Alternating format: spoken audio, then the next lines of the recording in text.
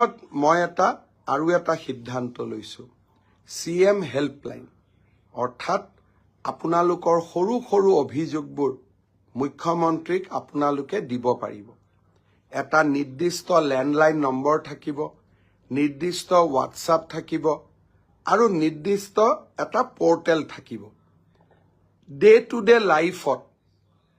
আপোনালোকে পোৱা অভাৱ অভিযোগবিলাক মুখ্যমন্ত্ৰীৰ কাৰ্যালয়লৈ প্ৰত্যক্ষভাৱে পঠিয়াব পাৰিব তাৰো নতুন ব্যৱস্থা আমি জানুৱাৰী মাহৰ পৰা আৰম্ভ কৰিব খুজিছো ইয়াৰ ফলত আপোনালোকে মই দেখি থাকো যে বিভিন্ন সৰু সৰু সমস্যাৰ কথা কয় চৰকাৰী কাৰ্যালয়ত গলে নহয় গৈ মুখ্যমন্ত্ৰী হিচাপে এই হেল্পলাইনৰ জৰিয়তে মই আপোনালোকৰ লগত থিয় হ'বৰ বাবে চেষ্টা কৰিম